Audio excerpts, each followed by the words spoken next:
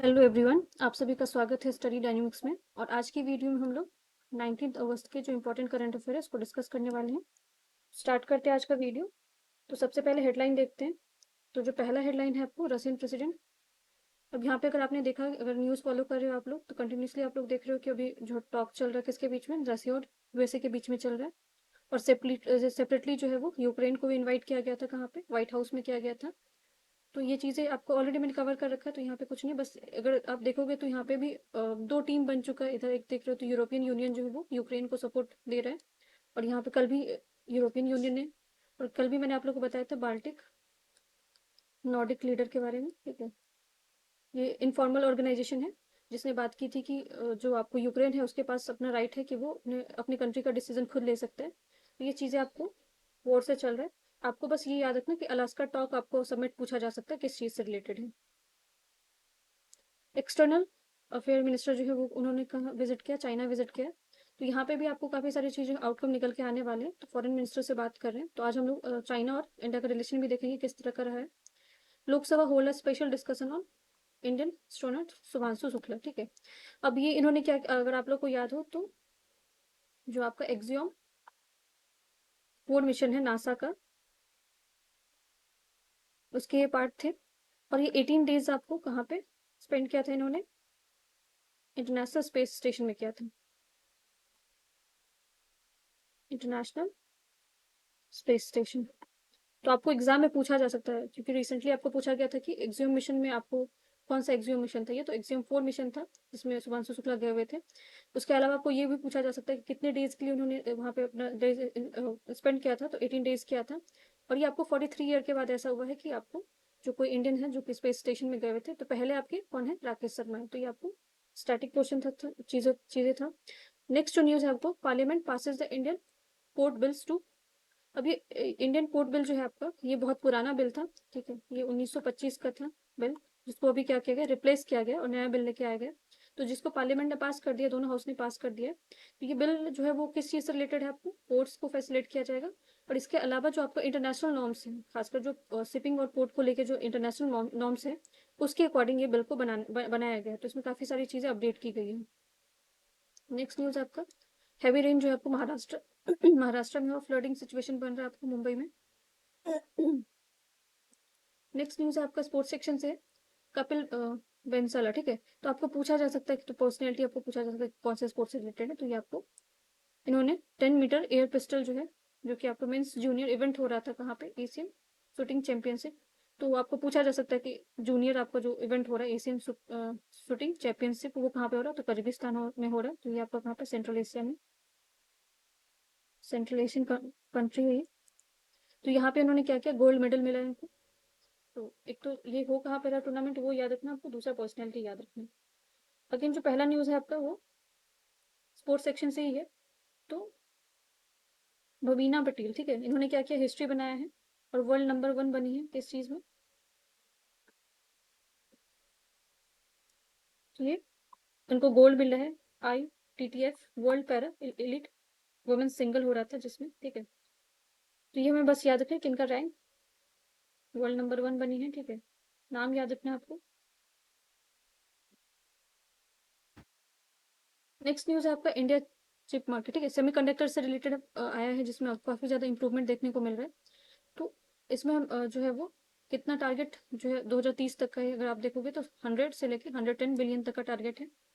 और इंडिया इसमें काफ़ी, इंडिया का ग्रोथ दिख रहा है।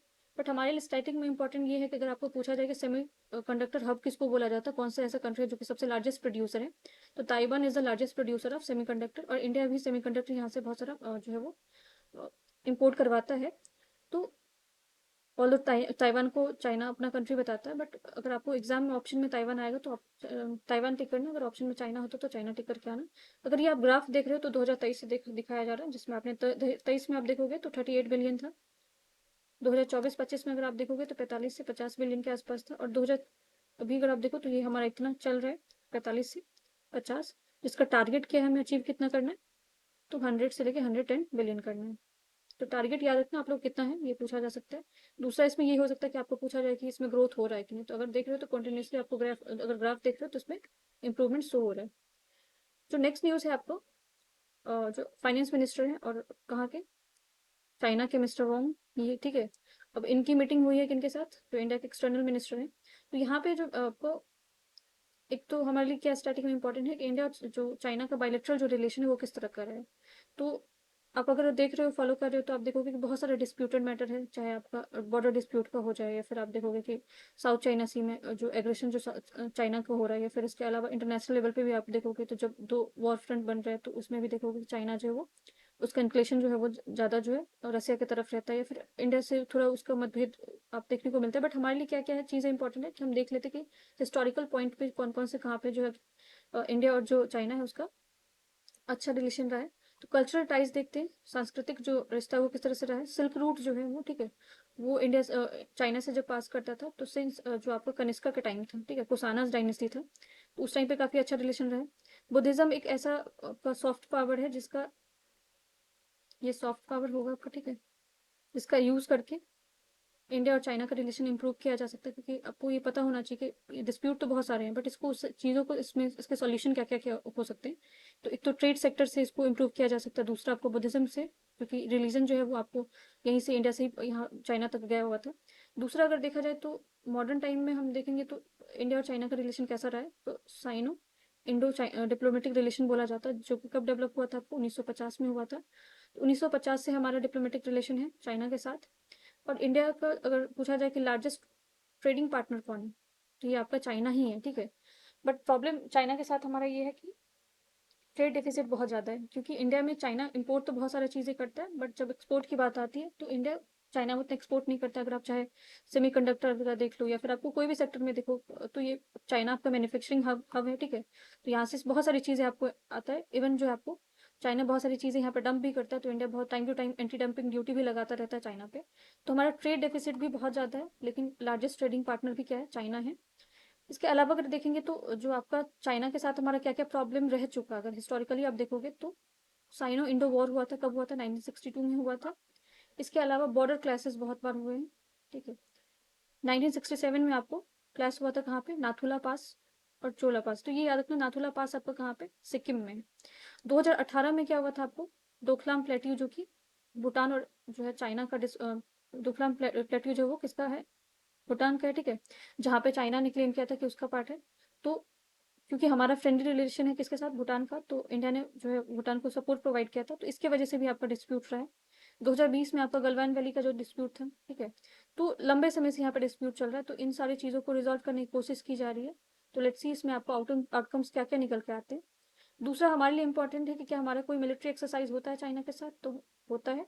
उस मिलिट्री एक्सरसाइज का नाम याद रखना आप लोगों को, मिलिट्री एक्सरसाइज का नाम है हैंड इन हैंड, ठीक है, जो कि 2007 से हो रहा है। बट अगर देखा जाए तो इसका 8 एडिशन आपको 2019 में हुआ था, इसके बाद अभी तक कोई भी इसका एडिशन नहीं हुआ है। तो एग्जाम में याद रखना, तो क्योंकि चाइना के साथ इस तरह के चल रहे हैं कुछ आपको, तो हमें याद रखना पड़ेगा। तो हैंड इन हैंड है, 2007 में हुआ था, बट अभी तक लास्ट वाला जो आपको हुआ था 2019 में, उसके बाद अभी तक हुआ नहीं है कोई मिलिट्री एक्सरसाइज। नेक्स्ट न्यूज़ आपका इंडियन मिलिट्री को लेके है, हिस्टोरिक फर्स्ट। अभी बनारस में आपको लोकोमोटिव वर्क जो है वो कमीशन किया गया, तो इंडिया का पहला है, ठीक है। तो India first 70 metre removable solar panel system लगाया गया, जिसमें आपको 28 पैनल्स हैं, और इसका जो आपका अगर कैपेसिटी आप देखोगे तो 15 kWp है। Between railway tracks step towards the green sustainable rail transport. तो ये आपको जो हम लोग सस्टेनेबिलिटी की बात करते हैं, या फिर आपको ग्रीन प्रोजेक्ट की बात करते हैं, तो इसका ही पार्ट रहने वाला है। तो ये बस याद रखना, आपको कमीशन कहाँ पे किया गया, तो बनारस में किया गया, और इसकी कैपेसिटी कुछ बताएगी, तो ये आपको याद रखना। तो बट आपको क्वेश्चन एग्जाम में यही आ सकता है कि जो इंडिया का पहला जो आपको first removable solar panel system कहाँ पे लगा, तो बनारस में लगा। नेक्स्ट न्यूज़ है आपका इंटरनेशनल लेबर ऑर्गेनाइजेशन को लेके, तो उसने रैंक दिया भी पाकिस्तान को among the worst in the south Asia for the ways disparities. तो जो आपको वेज डिस्पैरिटीज है मेन और वुमेन के बीच में, वो आपको बहुत मतलब वर्स्ट है कहाँ पे, पाकिस्तान में है। तो ये क्वेश्चन तो नहीं आएगा, बट हमारे लिए इंपॉर्टेंट ये है कि स्टैटिक में हम लोग देख लेते हैं कि इंटरनेशनल लेबर ऑर्गेनाइजेशन जो है वो आपको कब बना था, ठीक है, इसमें कौन कौन मेंबर है। तो अगर आप देखोगे आईएलओ के बारे में, इंटरनेशनल लेबर ऑर्गेनाइजेशन के बारे में, तो ये बना हुआ था 1919 में, तो काफ़ी पुराना है ये। जो आपका फर्स्ट वर्ल्ड वॉर कंक्लूड होता है, तो फर्स्ट वर्ल्ड वॉर खत्म होने के बाद ये आपको आईएलओ बनाया जाता है। इसमें जो मेंबर है 187 के आसपास दिखाया जा रहा है, ठीक है। और इसका हेडक्वार्टर कहाँ पे, जिनेवा स्विट्जरलैंड में है। इंडिया इसका फाउंडिंग मेंबर, ये बहुत इंपॉर्टेंट है, आपको याद रखना पड़ेगा कि इंडिया इसका फाउंडिंग मेंबर है। और परमानेंट मेंबर सिंस 1922। तो इवन जो आपका आज़ादी से पहले से ही इंडिया इसका मेंबर है, 1922 से मेंबर है इसका। इसके अलावा आईएलओ बहुत सारा रिपोर्ट निकालता है, तो आपको एग्जाम में पूछ दिया जाता है कि पर्टिकुलर रिपोर्ट जो है वो कौन सा ऑर्गेनाइजेशन ने निकाला है। कुछ रिपोर्ट्स है जो कि इंपॉर्टेंट हमें याद रखना है। वर्ल्ड सोशल प्रोटेक्शन रिपोर्ट अगर आपको पूछा जाए तो ये आईएलओ का रिपोर्ट है। वर्ल्ड ऑफ वर्क रिपोर्ट ये भी आईएलओ का रिपोर्ट है। ग्लोबल वेज रिपोर्ट ये भी आपका आईएलओ का, तो यही वेज रिपोर्ट के अकॉर्डिंग ही निकला है, जिसमें आपको पाकिस्तान का दिखाया जा रहा है कि बहुत ज़्यादा डिस्पैरिटी है वुमेन और मेन के बीच में।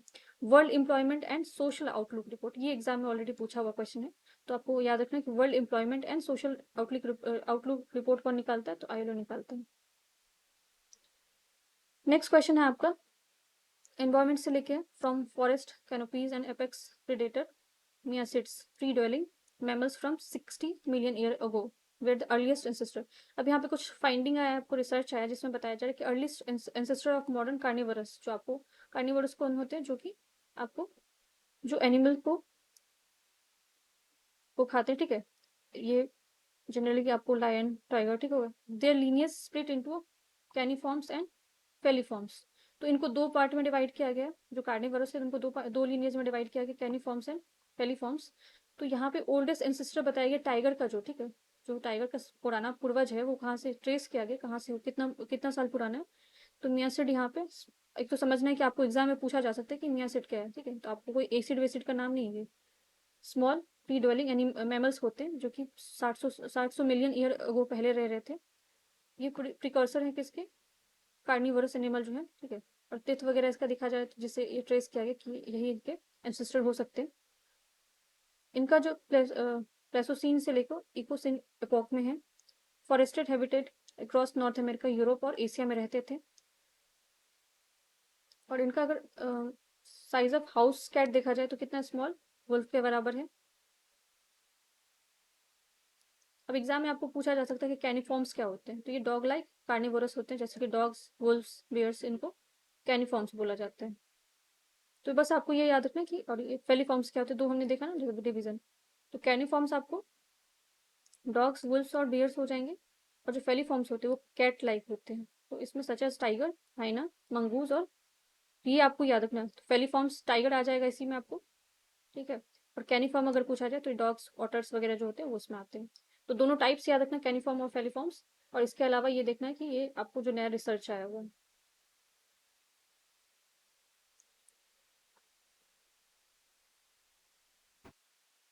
नेक्स्ट न्यूज़ है आपका वेदर को लेके। ज्योग्राफी में ये चीज़ें इंपॉर्टेंट रहती है। यहाँ पे अगर आप देखोगे तो यहाँ पे बताया जा रहा है कि जम्मू एंड कश्मीर में स्कूल क्लोज किया गया है। ऑलरेडी मैंने आप लोगों को बताया था कि क्लाउड बर्स्ट हुआ था किश्तवाड़ जो डिस्ट्रिक्ट है वहाँ पे। अब ये यहाँ पे हम लोग स्टैटिक में देख लेते हैं। सबसे पहला जो है आपको आईएमडी के बारे में, जो इंडियन मेट्रोलॉजिकल डिपार्टमेंट है, आईएमडी, ठीक है, वो बना कब था, 1875 में बना हुआ था। इसके बने हुए 150 साल यहाँ पर अगर आप दिख रहे हो तो ये लोगो बना हुआ है, तो 150 साल हुआ, 150 साल हो चुका है इसको बने हुए। इसके जो डीजी है, डायरेक्टर जनरल कौन है, मृत्युंजय महापात्रा है। अब यहाँ पे कुछ आपको वार्निंग रिलीज किया जाता है, तो एग्जाम में आपको पूछा जाता है कि कितने तरह के आपको आईएमडी जो है वार्निंग रिलीज करता है। तो उसमें 4 तरह के होते हैं, ठीक है। ग्रीन जो होता है नो वार्निंग के लिए होता है, येलो बी अवेयर के लिए होता है, और जो आपका ऑरेंज होता है बी प्रिपेयर्ड होता है, और रेड जो होता है टेक एक्शन के लिए होता है। तो बहुत सारे स्टेट में आपको ऑरेंज वाले रिलीज किए गए थे प्रिपेयर रहने के लिए, जैसे कि महाराष्ट्र में अगर आप देखोगे तो वहाँ पे बहुत ज़्यादा रेनफॉल हो रहा है। ये मैप से दिखाया है किस तरह से आपका भी सिचुएशन चल रहा है। तो बहुत बहुत सारे स्टेट में आपको रेनफॉल चल रहा है। अब नेक्स्ट जो न्यूज़ है आपका welfare for the unorganised urban worker. तो यहाँ पे आपको अनऑर्गेनाइज होते हैं, ठीक है, एक तो ऑर्गेनाइज होते हैं, एक अनऑर्गेनाइज होते हैं।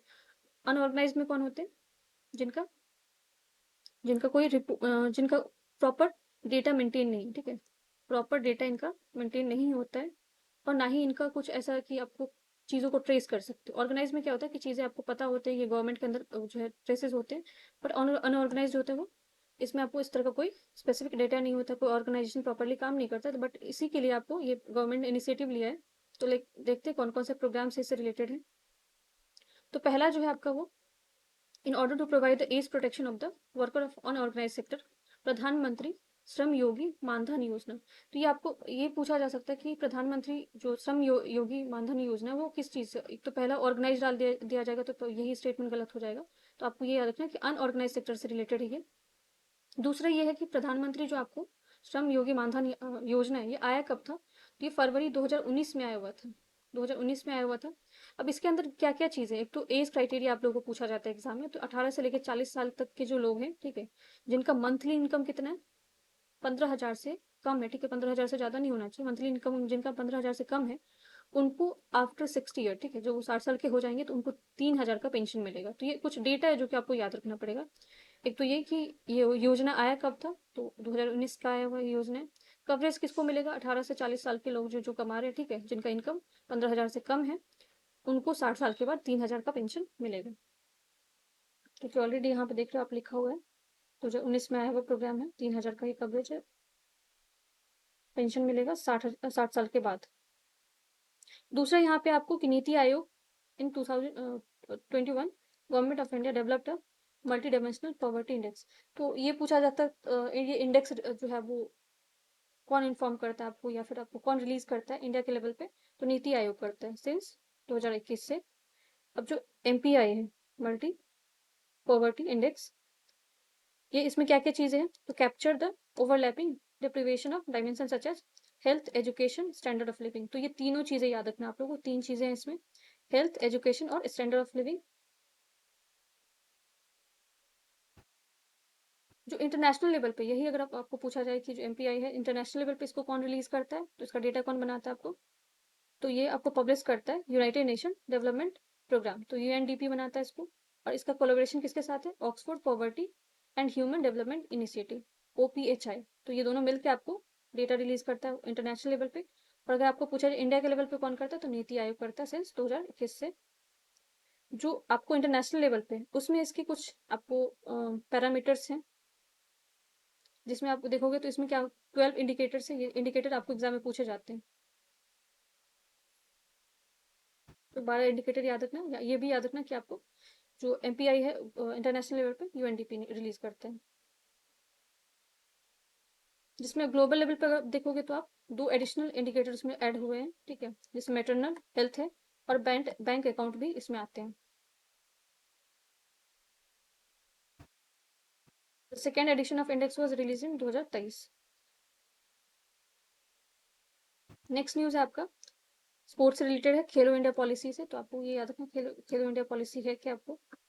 तो गवर्नमेंट ने रिसेंटली आपको लॉन्च किया है खेलो भारत नीति 2025। और ये पूछा जा सकता है आपको, डेट के साथ पूछा जा सकता है कि कब लॉन्च किया गया है। तो ये 1/7/2025 को लॉन्च किया गया, जिसके अंदर कितने पिलर्स हैं? 5 पिलर्स हैं, ठीक है। जो इंडियन स्पोर्ट्स लैंडस्केप है उसको ट्रांसफॉर्म करने की बात की जा रही है,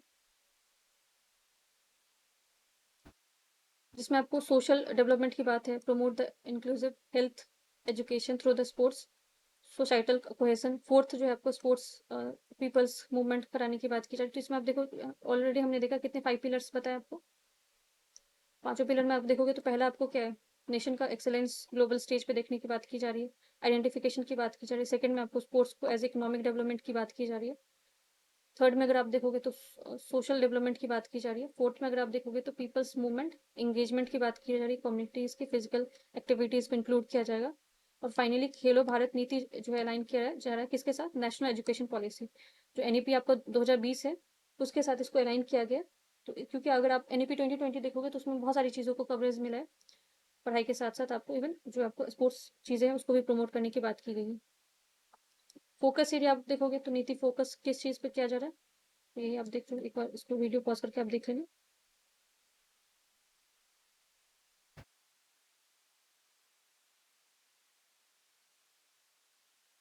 नेक्स्ट न्यूज है आपका progress from area coverage under the kharif crop. तो ये 15 अगस्त को जो है ये डेटा रिलीज किया गया था, PIB पे आया हुआ है। तो हमारे लिए इंपॉर्टेंट ये है कि खरीफ क्रॉप होता क्या है। तो ये एक तो आपको कब इसको सोन किया जाता है, पूछा जाता है, ये हार्वेस्ट कब होता है, दोनों चीजें आपको याद होना चाहिए। सोन आपको कब, इसको ग्रो कब किया जाता है? मानसून के टाइम पे, जुलाई अगस्त में। और हार्वेस्ट आपको कब होता है इसको? सितंबर के लास्ट मंथ से लेकर अक्टूबर नवंबर के बीच में आपको होता है, दिवाली के टाइम पे। तो खरीफ क्रॉप का बस सोइंग और ग्रोइंग पीरियड याद रखना आप लोग। इसके अलावा जो है बहुत सारे आपको एग्जाम में क्वेश्चन पूछ दिए जाते हैं कि कौन से खरीफ क्रॉप है, कौन से आपको रवि क्रॉप है। तो अगर आपको खरीफ क्रॉप पूरे याद है तो फिर आप ऑटोमेटिक वहाँ पे क्वेश्चन पे आंसर जा सकते हो। तो एक बार इसको वन वन गो में देख लेते हैं हम लोग, इसमें कौन कौन से क्रॉप आते हैं आपको। तो ये भी देख लेते हैं कि एरिया कैसे इंक्रीज हुआ है। तो अगर आप देखोगे तो राइस का एरिया आप देखोगे इस बार इंक्रीज हुआ है, ठीक है। पल्सेस का एरिया इंक्रीज हुआ है, बट कुछ ऐसे जैसे कि तूर, कुल्थी, तो नाम देख लेते हैं कि खरीफ क्रॉप कौन कौन है पहले। तो राइस, पल्सेस, तूर, कुल्थी, उड़द, मूंग एंड अदर। पल्सेस वगैरह जो भी आपको खरीफ के अंदर ही इंक्लूडेड होते हैं। Most been course serials. Course serials में आपको क्या क्या आते हैं, जैसे कि मिलेट्स आते हैं, जैसे ज्वार, बाजरा, रागी, मेज। ऑयल सीड जो ये भी आपका क्या है, ये भी खरीफ क्रॉप है, जिसमें आपको ग्राउंडनट, सीसम, सनफ्लावर, सोयाबीन। तो अगर आप देखोगे तो ऑयल सीड में आप देख रहे हो कि निगेटिव में गया है, ठीक है। कोर्स ग्रेन में आप देख रहे हो पॉजिटिव दिख रहा है, इंक्रीज हुआ है एरिया। पल्सेस में थोड़ा इंप्रूवमेंट दिख रहा है। राइस में आपको सबसे मैक्सिमम, तो क्वेश्चन पूछा जा सकता है कि आपको खरीफ क्रॉप जो है वो एरिया वाइज कौन से में सबसे ज्यादा। एग्रीकल्चर से बहुत सारे क्वेश्चन आते हैं। तो राइस में आपको सबसे ज्यादा दिख रहा है, और आपको ऑयल सीड में क्या दिख रहा है, निगेटिव दिख रहा है। शुगर केन में भी आपको क्या हुआ, इंप्रूवमेंट है। जूट एंड मेस्टा, ठीक है। तो ये सब पूछा जा सकता है, जूट, मेस्टा, कॉटन और शुगर केन, ये आपको किस तरह का क्रॉप है, रबी क्रॉप है कि खरीफ क्रॉप है। तो ये खरीफ क्रॉप है, ठीक है। तो जूट में निगेटिव दिख रहा है, शुगर केन में पॉजिटिव दिख रहा है। कॉटन में भी पॉजिटिव दिख रहा है, जो कि आपको गुड साइन नहीं है, क्योंकि टेक्सटाइल के लोग काफी ज्यादा अगर आप देखोगे तो हिट कर रहा है ये। टोटल एरिया अगर आप देखोगे तो वो इंप्रूवमेंट दिख रहा है इसमें, ठीक है। नेक्स्ट न्यूज है अगेन इंडिया और चाइना को लेके। अब जो आपको इसमें बताया जा रहा है कि Chinese leader will also meet the national security adviser, जो आपका अजीत डोवाल है, उनसे मिलने की बात हो रही है। तो 24th round of border talks होने वाला है, जो बॉर्डर डिस्प्यूट है, क्योंकि 2020 से ये आपको प्रॉब्लम चल रहा है एलएसी पे। लाइन ऑफ एक्चुअल कंट्रोल जो है वहां पे आपको प्रॉब्लम्स चल रहा है। एक यहाँ पे यूज है आपका संघाई कॉर्पोरेशन ऑर्गेनाइजेशन, एससीओ के बारे में। तो इसका जो सबमिट है आपका, ठीक है, 2025 का बहुत मोस्ट प्रोबेबल क्वेश्चन है, सबमिट से बहुत क्वेश्चन आते हैं। तो 2025 का अगर पूछा जाए कि सबमिट कहाँ पे हुआ, तियानजिन में हुआ, ठीक है, चाइना में हुआ, तो ये याद रखना पड़ेगा आपको। दूसरा यहाँ पे ब्रिक्स के बारे में दिया हुआ। तो ब्रिक्स का 2024 का ऑलरेडी क्वेश्चन पूछा जा चुका है, तो 2024 का आपको कजान में हुआ था। 2025 का सबमिट कहाँ पे हुआ, ब्राजील में हुआ। थोड़ा सा एससीओ के बारे में हम लोग देख लेते हैं। जो एससीओ है आपको, ठीक है, जो संघाई कॉर्पोरेशन बोला जाता है, इसका हेडक्वार्टर कहाँ पे आपका, आप लोग मुझे कमेंट सेक्शन में इसके बारे में बताना। बट ये बना कब था, 1996 में बना हुआ था, ठीक है। जब बना हुआ था तो इसको संघाई 5 बोला गया था, 5 ही कंट्रीज इसके मेंबर थे। बट इस धीरे धीरे 2001 में नए नए मेंबर ऐड हुए। 2017 में क्या होता है, इंडिया और पाकिस्तान ने इसको जो है ज्वाइन किया था। टोटल अगर अभी पूछा जाए तो कितने मेंबर है आपको, सिंस 2025 कितने मेंबर हैं, तो टोटल आपके 9 मेंबर हैं किसके, संघाई कॉर्पोरेशन के। 2024 में बेलारूस ने इसको ज्वाइन किया था। तो लास्ट मेंबर जो ज्वाइन करता है वो आपको स्टेटमेंट में क्वेश्चन पूछा जाता है कि लास्ट मेंबर ईरान ज्वाइन किया था या बेलारूस किया था। तो 2024 में बेलारूस ने किया था। टोटल मेंबर भी देख लेते एक बार, इंडिया, चाइना, तजिकिस्तान, किर्गिस्तान, रसिया, पाकिस्तान, तजिकिस्तान, उज्बेकिस्तान और ईरान। और लास्ट आपको कौन सा, बेलारूस, ये याद रखना आपको। ये टोटल 9 मेंबर हैं। और अभी सबमिट कहाँ पे हुआ है उसका, चाइना में हुआ है। And this is the question for you. ये क्वेश्चन आप लोगों के लिए, which article of the Indian constitution deals with the election of vice president. तो ये कल के करंट अफेयर में मैंने आप लोगों को टॉपिक पढ़ाया हुआ था, तो ये वहां से आप एक बार देख लेना। बट इस क्वेश्चन का अगर आंसर आपको पता है तो आप लोग कमेंट सेक्शन में लिखना। जितना आप लोग क्वेश्चन अटेम्प्ट करोगे उससे आपका जो है वो एक्यूरेसी और एफिशिएंसी बढ़ेगा। Thank you so much. Video पसंद आए तो वीडियो को लाइक करना।